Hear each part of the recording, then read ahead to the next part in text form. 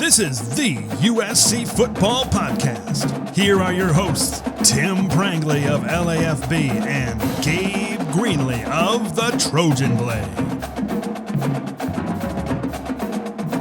Welcome back, everybody, and thank you for tuning in. This is the episode where we're going to review Saturday's game. We're to give a letter grade to each of the position groups on both sides of the ball, highlighting key plays and key players. He's Gabe, I'm Tim, and this is the USC Football Podcast. Hey, Tim. Yeah, it's nice that this week we actually have some real football to talk about. No more speculating, no more guessing. We actually saw the team on the field, and what we saw was a phenomenal product. That game was a ton of fun. Yeah, they came out crisp. And one thing I did like about seeing USC on the field, there was no sluggishness. It did not look like they were playing down to their competition. From the first snap, it looked like they were ready to kick some ass. And taking that even a step further into the fourth quarter, the amount of energy that the sideline had for the walk-ons and the young guys to get in the game, I thought that was super cool. Yeah, great to see also some of the older guys that have paid their dues here, like Carson Tabarachi getting a touchdown, getting back from injury and getting right and contributing to the team. Yeah, it was just overall a blast to watch, seeing Jaden run down the sideline, absolutely running amok, having the time of his life. Yeah, it was a really, really fun and feel-good game for us. And it's good to watch a really competitive game, against a marquee team like LSU heading out to Las Vegas. But at the same time, watching USC get back to what it does best, playing really solid, dominant football, regardless of who the competition was. In the past, we've seen it where USC does play down. They got the shutout last year, but for some reason, this game seemed a lot cleaner from beginning to end. It did. And it felt just like a complete and utter domination. I actually think that Utah State is significantly more talented than Missouri State, but I don't really think that matters in this context. With last year and all the close losses and just forgetting how to win, this one felt really important to me. Like, we didn't learn a ton of concrete things. Obviously, with the talent gap, Lincoln even said so on Trojans Live. But yeah, overall, a feel-good game.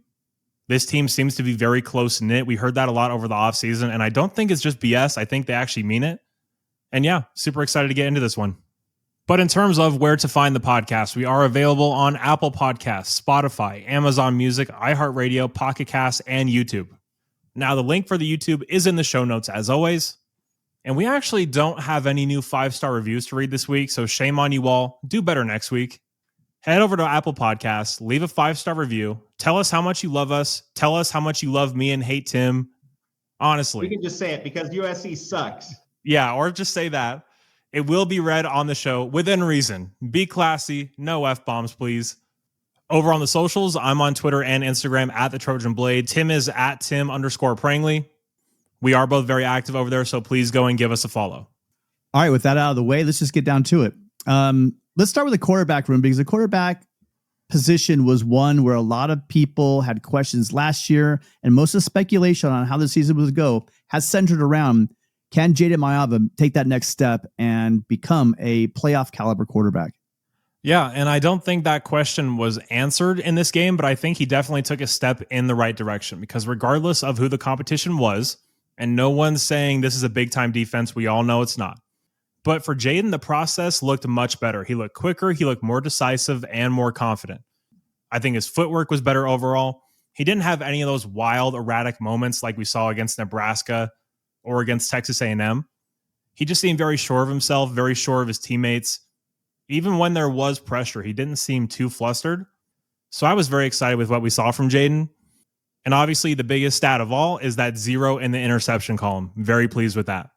Yeah, the offensive line did a really good job protecting him most of the night, but there were some times where they were able to get to him. When they did, he did a great job escaping the pocket, looking upfield, and picking up the plays where he needed to do that. I like that. Also, during the plays, he did not hesitate at all. Whenever it was like a read option, he was able to make a decisive. I like how you said it was really decisive. He seemed very decisive during the play, but also it looked like he knew where he was going to go with the ball. I think he was really getting comfortable in this offense.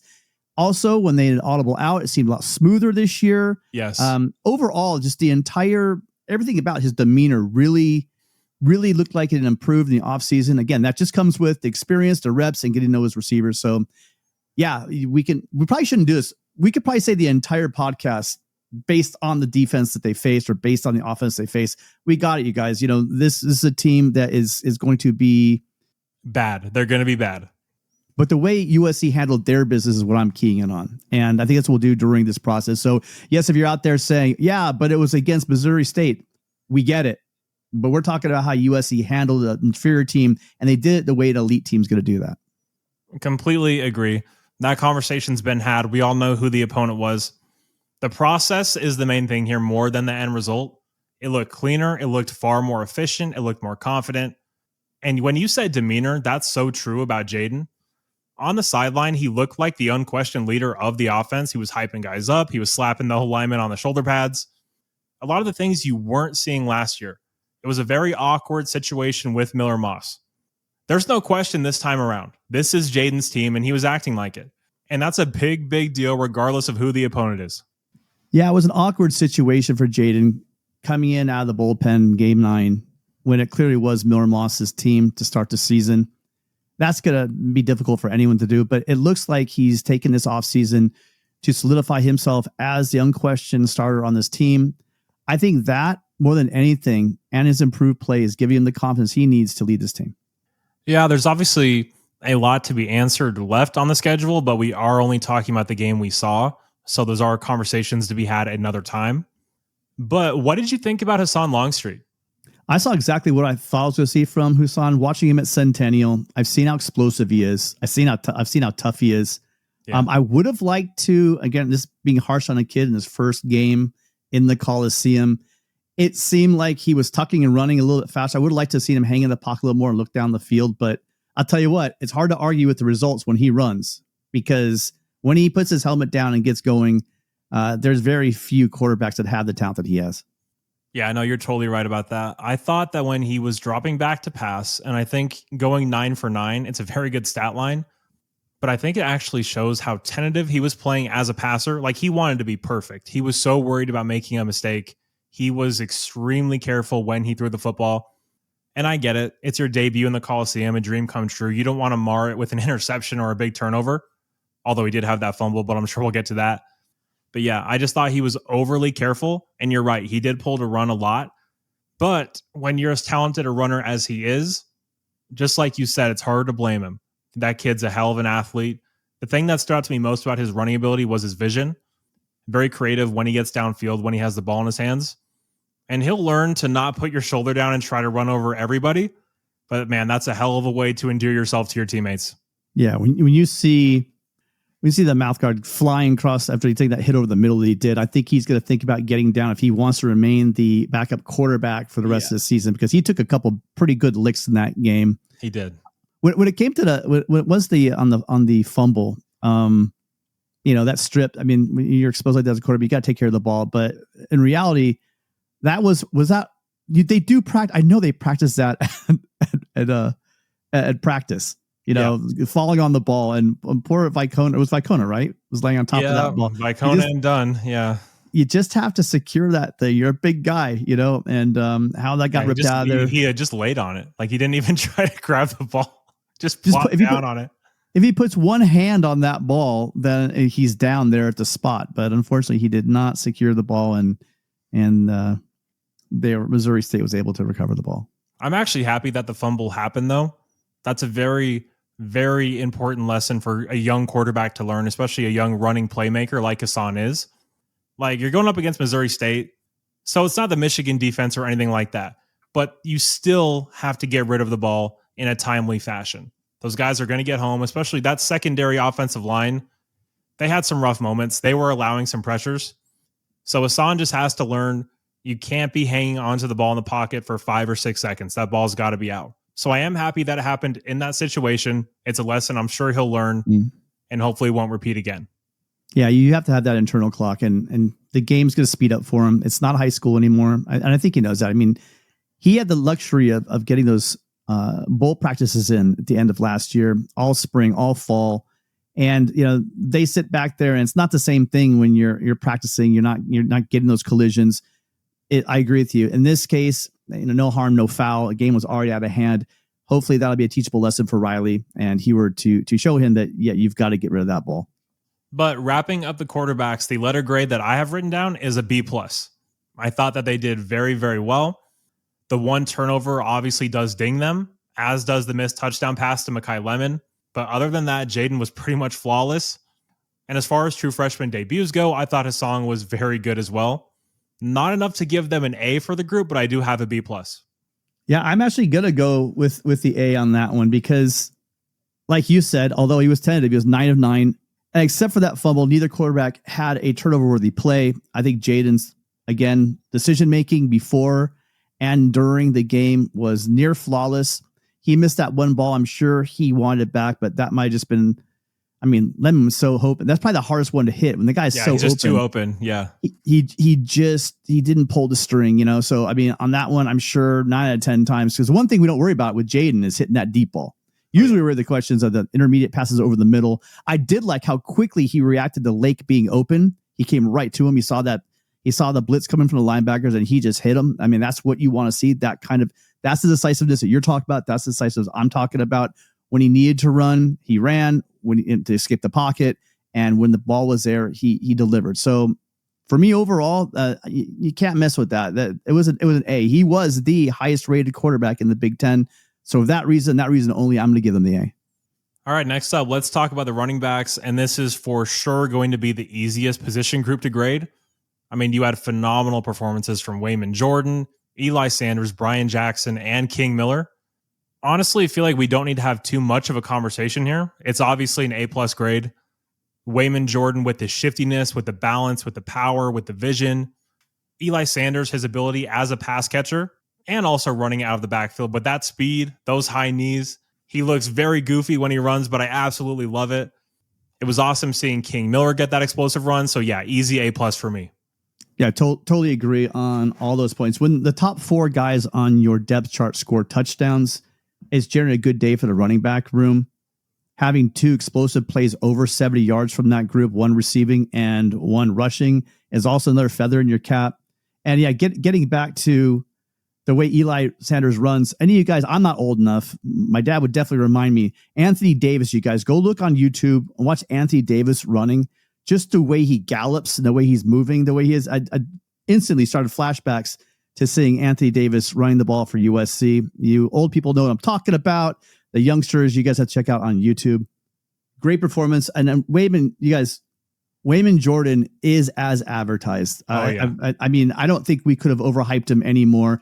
Now actually seeing with the pads on, seeing his balance, seeing his vision, seeing his acceleration, I think it's going to be an amazing season. And I'm also thinking Eli Sanders might be more than just that third down back, because he also showed elusiveness and he was able to hit the hole pretty good.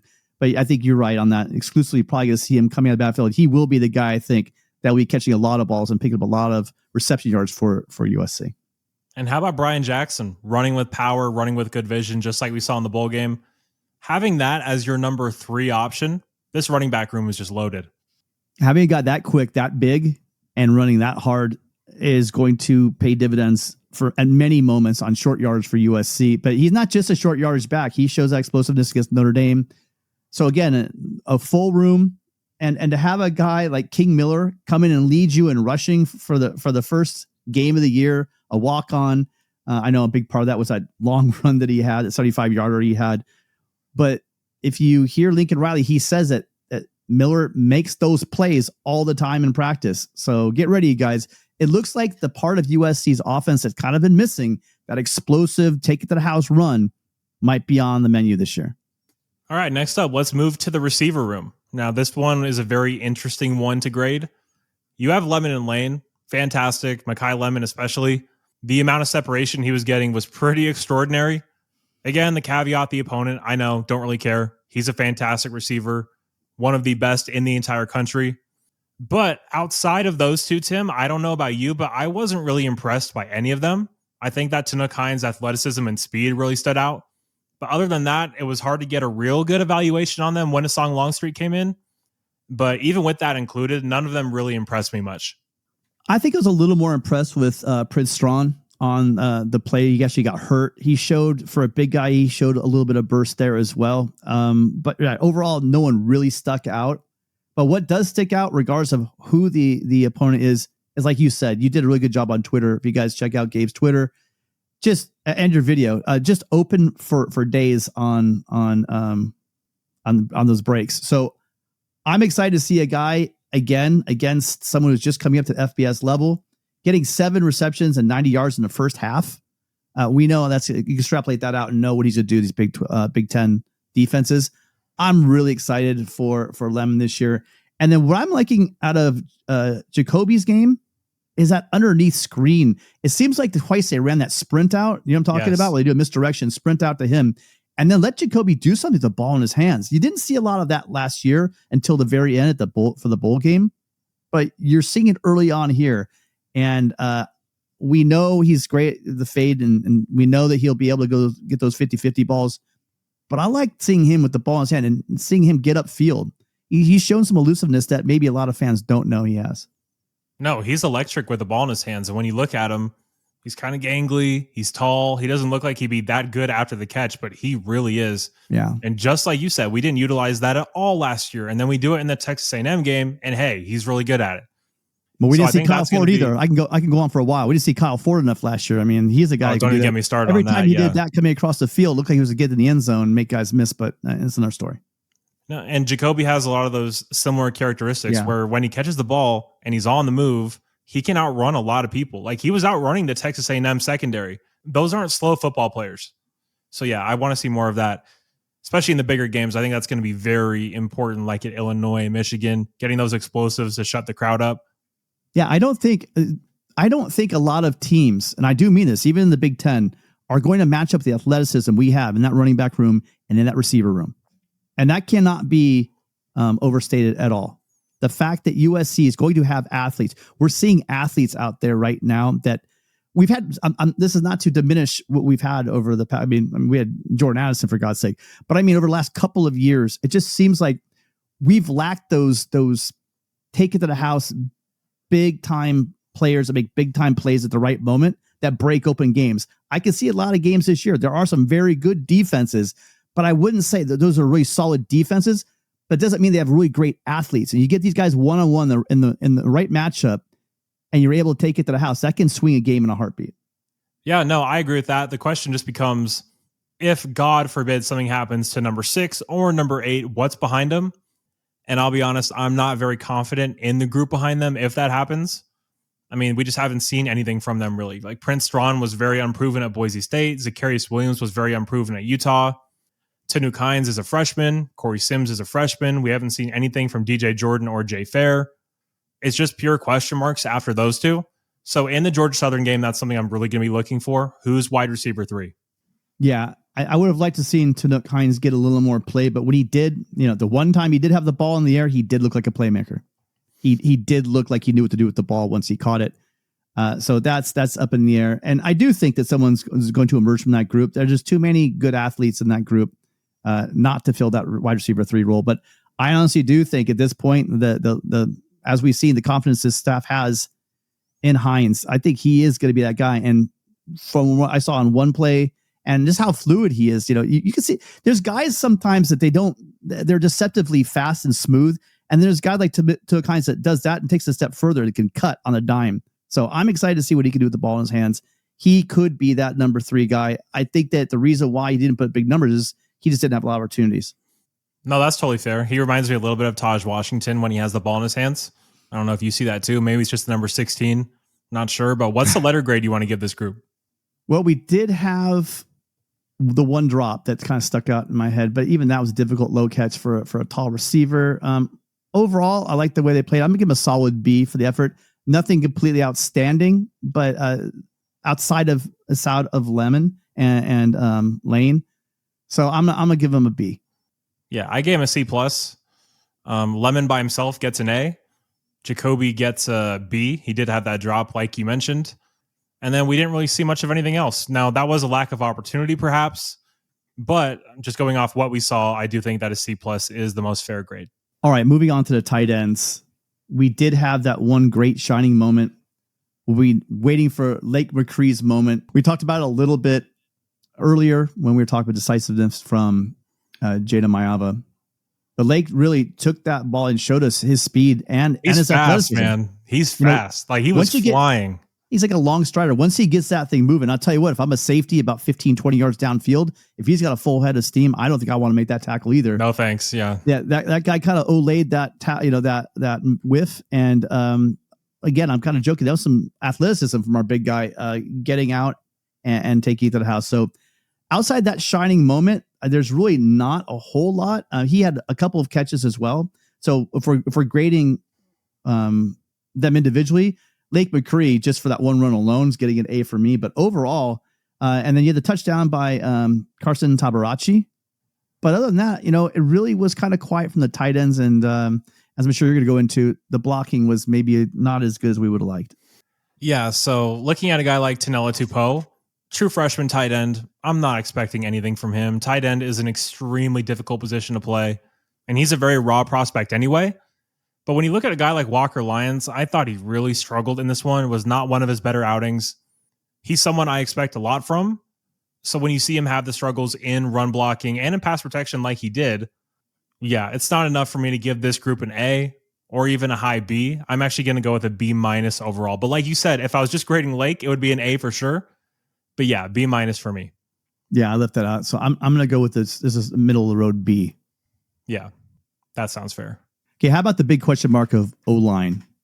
Next to quarterback and Jeremiah making that next step, the offensive line really got a lot of play in the press and among fans in the offseason. Replacing some parts, young, unproven guys. But I got to tell you, for this debut, and what especially having Josh Hansen as the new offensive line coach coming in, establishing his role on this team, you can't. I don't have many complaints because there were a lot of clean pockets throughout the game. There were some really nice running holes for our backs to get through. Overall, what were your thoughts, Gabe? I thought it was okay. I got to give Alani Noah his flowers. He was pretty outstanding. Really liked what he did. He was very on top of it. He seemed like he knew what he was doing, and he was very physical when he was getting his hands on guys. Killian O'Connor as well. I thought Killian looked pretty fantastic overall. Very smooth operation. He and Jaden are clearly in sync, as you would expect by now. But I think a lot of the questions got answered about why Killian's starting over John Ray Reed. We'll get into that in a minute. Looking down the list, I will say I was a little bit disappointed in Justin Tuanu and Tobias Raymond. They weren't bad by any means, but they did have a couple of mistakes. When you're playing an opponent like this, you would like to see a pretty clean operation. I don't think we saw that from them. Elijah Page was his usual self, very solid in pass protection, knows what he's doing. On top of it, the alpha of this offensive line, thrilled with his performance. But yeah, from the starters, really happy with both Alani Noah and Killian O'Connor and Elijah Page. But I thought we could have seen more from the other two guys. Yeah, I'm with you. I did a quick rewatch, and as you guys know, for most of the part of the game, I was shooting on the field level, so I don't really see a whole lot. Sometimes, depending on what angle I'm shooting from, on Tobias, but I did see a couple of plays I know that Justin Tuanu would want back, and but in general, like I said, quarterbacks were operating from a pretty clean pocket, especially in the first half when you had Jada Mayava back there with the starting offensive line. It looked like they did have that consistency that we're looking for. And I got to watch it again, but I did like what I saw from the left side and Tobias Raymond. He's not new to the position, but I'm willing to give him a little bit of time to just gel into that left side alongside Elijah Page and Killian O'Connor. I'm really confident though in the run game. It just seemed like we were blowing guys off the ball, which is a great sign. I know maybe this defensive line maybe's a little not quite as big or as stout as we're going to see as we get into teams like Notre Dame and Big Ten play. But overall, I'm happy with it. I'm going to give it a solid B+. So if we're talking about the starters, I absolutely would give a B+, but I do want to get into the second unit just because we saw so much of them. I thought that Elijah Vicona, when he got his hands on guys, he was really solid. That kid is massive and strong. He's a wall on the right side of that line. But like you mentioned a few podcasts ago, he's just a little bit too big currently. Not as mobile as you need to play tackle at this level. Like he got away with it against Missouri State, but he would not at all be ready to play against a team like a Michigan or a Notre Dame. I really liked what we saw from Hayden Schroeder. Mm-hmm. John Ray Reed was okay. I wasn't blown away. I definitely thought Killian had the better performance. Micah Banuelos was really solid in pass protection. And obviously not going to kill the kid. He was making his debut, but Aaron Dunn, that was about as rough a performance I've seen on the offensive line. Probably going back to the Michigan game last year because that was brutal for our guys. But yeah, that kid just isn't ready to play yet. No doubt he's going to be a good player one day. He's just not there yet. Physically, on the mental side of things, yeah, he has a lot of growing to do. He needs to get a lot better before he's ready to play. But he's a true freshman. He has all the time in the world, and I trust his coaching staff to get him developed. Yeah, with Ficona and with Dunn, I'm giving them a free pass. Again, just for how green they are. Hayden Treater and Micah coming off of injury. I thought they looked great first time out. And I'm kind of with you. Jean-Marie Reed wasn't bad, wasn't good, kind of like in the middle. And do think that at this point, Killian is that guy. Just with his command of the offense, as well as I'm sure, he and Jade Amayava probably saw a lot of second team reps together as well. So there's also that familiarity beyond this offseason. So I do think that Killian's play is justified, and we are seeing that. But man, you can see just pure size, Reed, when it clicks, when it switches on, he's going to push Connor for that job. That's going to be a good fight to watch the entire season. Agreed. Yeah, that's going to be a very fun battle to watch. But let's move over to the defense and talk about the defensive line, Tim. Yeah, I was really excited to see what we saw on Saturday from the defensive line. We've talked about it over and over, how the absence of a pass rush last year put way too much pressure on the secondary last year. In this game, USC had 5 sacks. And one standout guy for me, especially on that unit, was Braylon Shelby. Braylon Shelby had 4 tackles, but here's the thing. He had 3.5 tackles for loss and 2 sacks in the game. And next to him, the other guy, Cameron Fountain, also is just showing us, well, both of them really, just showing us that the quick, their get off and be able to bend to get around to get to the quarterback. When it came to Fountain, I think the sack was great, but his tackle for loss on the running back, just the way he shot off that edge and came and made that play, shows you the elite kind of talent that he has. I really enjoyed what I saw from the interior defensive line getting upfield the way we expected them to get upfield. I did like Devin Tompkins and Silver, the way they were able to control and cause problem and havoc in the pocket, which helped out the team as a whole. I don't think the entire night. Clark looked comfortable a few times back there, but most of the night he was under either it was the design blitz, it would probably be the linebacker, top of that in a minute. But it just seemed like USC was in the backfield quite a bit. So as a unit, I loved them. But the two guys that really stood out to me were Braylon Shelby and Cameron Fountain. Yeah, Cam Fountain, all offseason, everyone was asking, is he going to make that next step? And I think he did for sure. Like physically, he just looks different. And he came in looking like a stud. So that's really saying something. He looks like an NFL guy already. Like he's going to be first, second, maybe third round pick. He looks incredible. I think he's poised to have a massive breakout season. Now, what does that mean? I don't know if that's 10 sacks or 15 sacks. Sky's the limit for him, though. Like anything he does is not going to surprise me. Also, we've been hearing the praise for Devin Tompkins all offseason. I thought he was actually our best defensive lineman all of last year. He was just the most consistent, but he's changed himself physically as well. Yeah. Tremaine Carroll has really done a phenomenal job with this defensive line, but he was disruptive. He was strong. He also gives you some positional flexibility. He can play end. He can play inside. He was playing a little bit of the zero tech to start this game, which was interesting. Well, the versatility on the line, Gabe, is what jumps off to you. I forgot that I left out Jide Abasiri. Yeah. And his play. The fact that you can move Tompkins around on the defensive line, it just makes him that more important to this defensive line. But I would be remiss if I forgot to talk about Jide Abasiri. Absolutely looks like a man child out there, just with his disruption, how strong he is. And again, controlling that middle.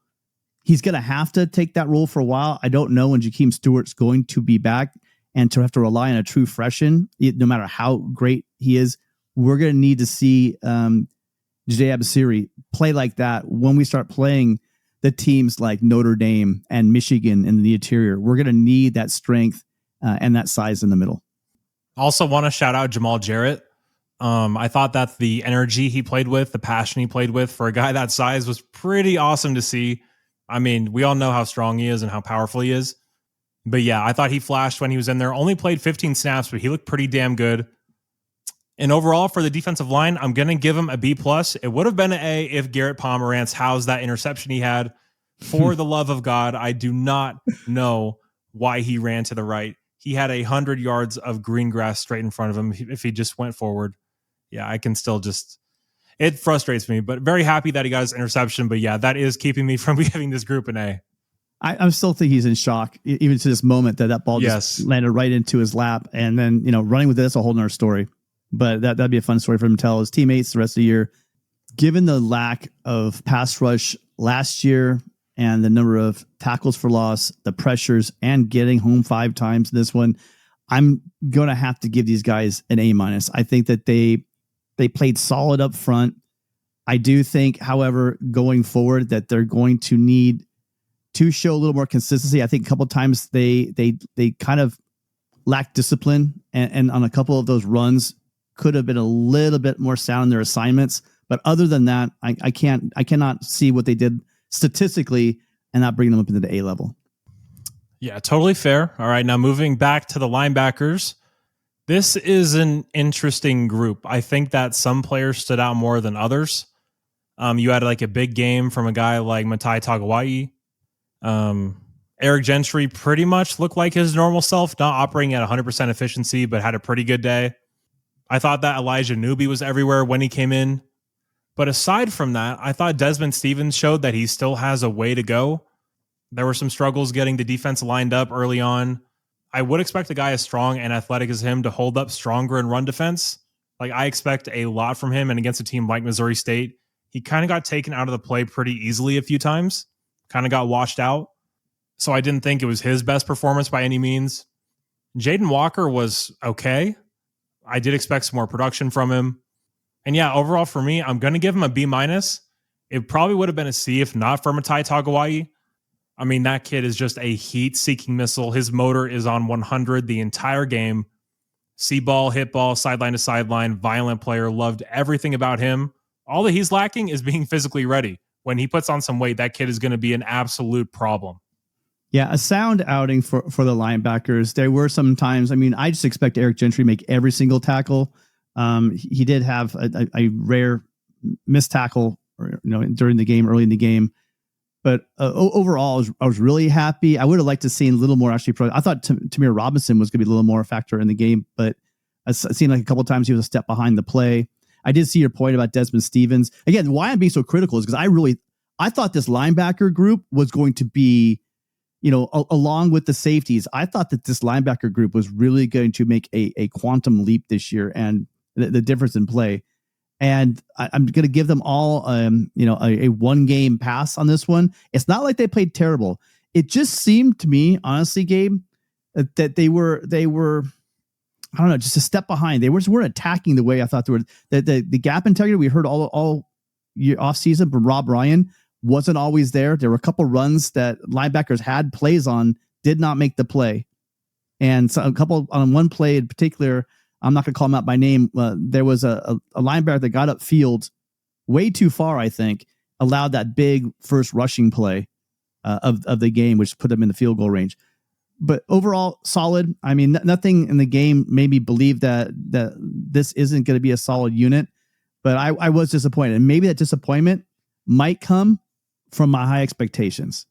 And I completely echo your comments. I tweeted out about Matai Tagovailoa. I think that guy on special teams was just a menace on special teams. He was out there being verbal, did not look like a true freshman at all. And then that one play where he got the strip, he was stripped that ball. He played it perfectly for a true freshman. He forced the play back inside like he's supposed to do. He shed his tackle, spun around, took 2 quick steps, and then stripped the ball from behind. It looked like a veteran out there. This guy is going to be something special at USC, and I really can't wait to see his evolution.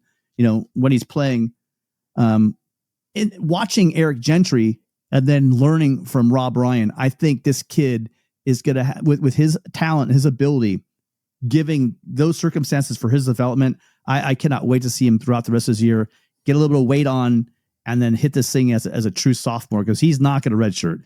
as a true sophomore, I can't wait to see what he does next year. Filling in for Eric Gentry, probably. Yeah, no, he's going to be a menace out there. But moving back to the cornerback position, and this is going to include the nickel spot as well. So, Tim, take it away. Yeah, the quarterbacks looked okay in coverage. I think they're giving. I would have liked to see them play a little bit tighter, given the talent level. I think they surrendered a lot of catches that I would like to see them competing for. I think DeCarlo Nicholson looks solid up there. You had G.J. Harvey, who played well, but he had that. I believe he was the person out there with Urlacher. They got something happened with the communication there, and there was a busted coverage that led to that touchdown, which screwed up my score prediction on that touchdown. But I was happy to see it. There was some solid play. I like Marcellus Williams out there. He had a couple of decent plays, but overall the cornerback room, they didn't hurt USC except for that one play. So anytime that your corners you're not calling too many of their names, on one play, pretty much where we gave up that one, is a win for the defense. So I'm gonna give them a solid B. Yeah, I agree with that. Was not really impressed with DJ Harvey. I don't think he's going to be a starter when Chasen Johnson comes back. So I think he's a very good depth piece to have. Just like you said, I like Marcellus Williams. I thought DeCarlos had a good game. Braylon Conley looks like a very good player as well. I think he's ready to jump into a role, maybe not starting, but definitely being a contributor. Agreed. I also like what we saw from Tristan Castro. He played 13 snaps, moves very well. Definitely think he's going to be a player for us in the future. But we also have to talk about the nickels, and that was Kamari Ramsey, who started the game at nickel. Again, when Alex Graham come back, when Chasen Johnson come back, the lineup is going to be very different for the secondary. But for now, Kamari Ramsey is playing nickel, and I really liked him in that spot. I like him closer to the line of scrimmage. He's very good in man coverage. He can cover tight ends. He can cover wideouts. He's our best defensive back. He's a Swiss Army knife. He didn't make the biggest impact in the world, but that was more or less based on where Jacob Clark was going with the football. So yeah, I like seeing him in that spot personally.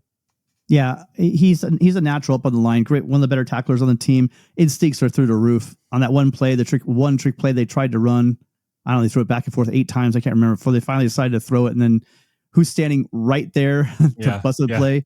And Bishop was there with him, but it was Kamari Ramsey just right there, not fooled by any of it, showing his veteran wiliness. I did like the fact that you have a guy like Kamari Ramsey who can play really any one of the 5 positions of field. I feel like probably you don't want to have as a field corner, but any other position that secondary, I think he in a pinch could do that for the defense. Yeah. So for the grade, I'm going to go with a B-. Nothing extraordinary, but nothing bad either. The one busted coverage, just like you said, was unfortunate, but that'll get cleaned up. It's the first game. That kind of stuff happens. So yeah, that's my grade. What's yours? Yeah, solid B. Again, I said they didn't, nothing really shot out at me. And at the same time, there's the one busted coverage, but other than that, they were a pretty solid unit. All right. And lastly, moving back to the safeties.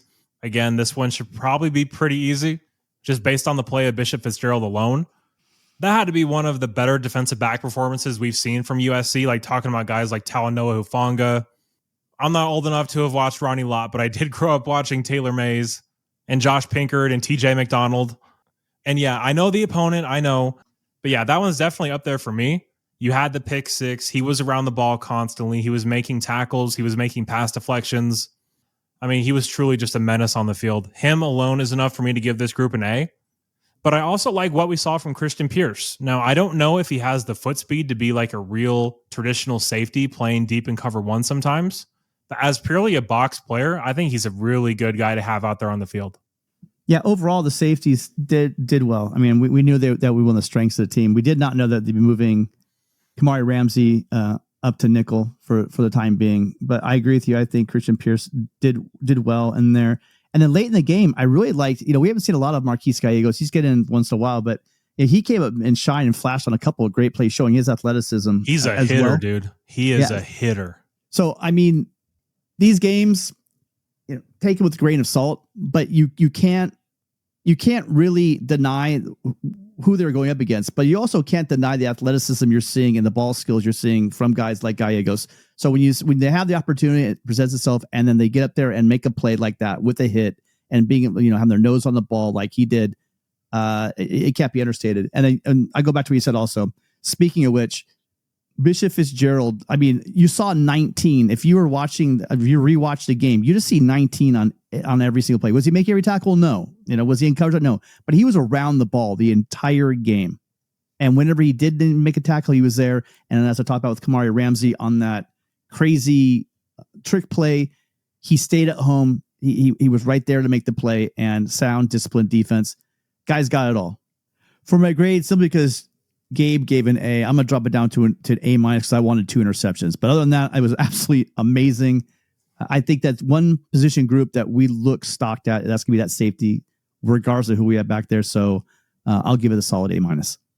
Tim, you are such a hater. I'm giving too many A's and B's out. My curve's going to get screwed up with all this. Bootlicker Tim, back at it again. Hey, Tim, I'm never going to forgive you for being such a bootlicker. Never. All right, but that is all of the position groups. So just some final thoughts on the game as a whole. Offensively, we saw everything we needed to see from Jaden Mayava. I'm not there yet to say that he's like a front runner for the Heisman or anything, but I do think it was very positive, everything we saw from him. He couldn't have done anything more aside from hit that shot to Mekhi Lemon. But when you're only talking about one mistake and it's overthrowing a guy who was wide open, which can be some of the hardest throws to make, I'm going to give him a pass on that one. The running game looked fantastic. We have 2 elite receivers. The offensive line, I'm very confident in Elijah Page. The rest of it is a big old question mark. And defensively, I really like the defensive line. Linebackers have to play better. Big question marks with the corners, and our safety room looks to be pretty elite.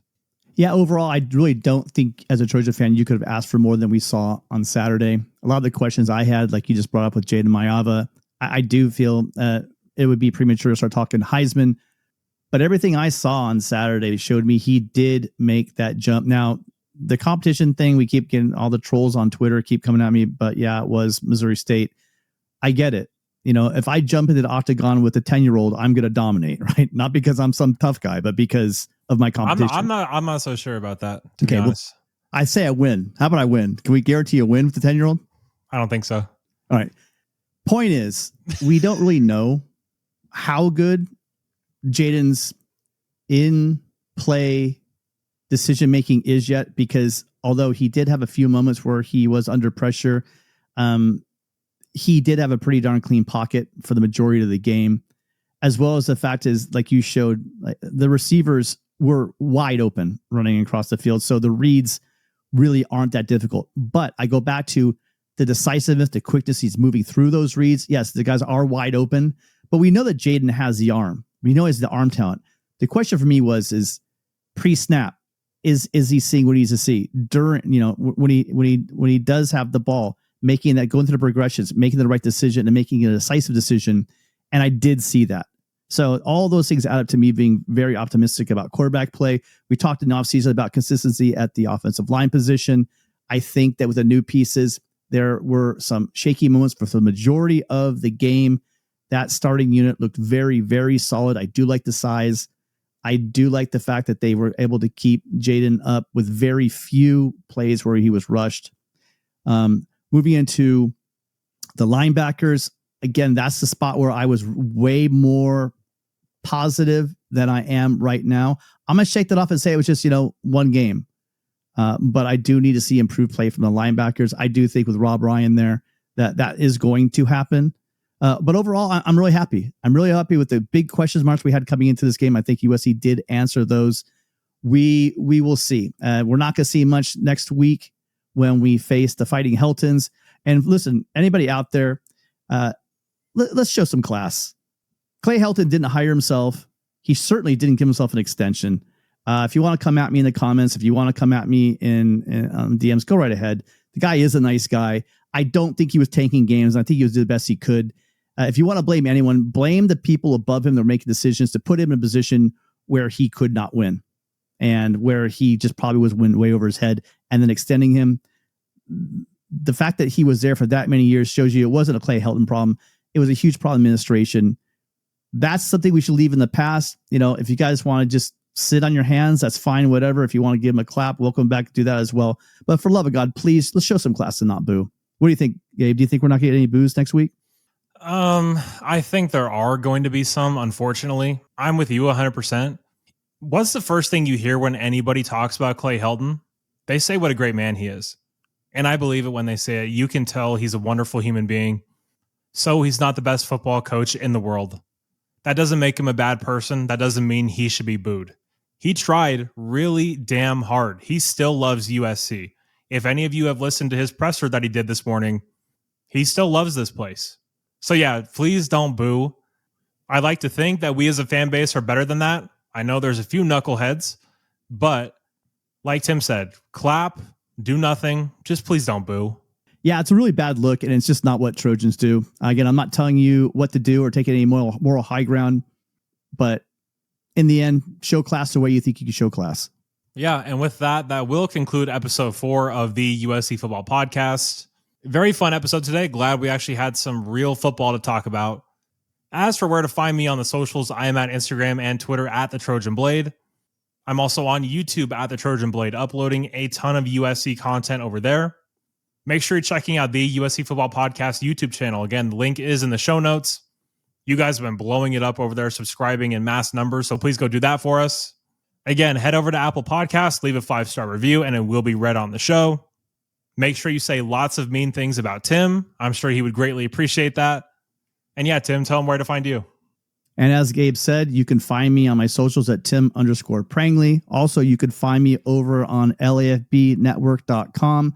I just recently released a photo gallery from the game along with some insights and my thoughts on the different players, kind of like we did today on today's episode.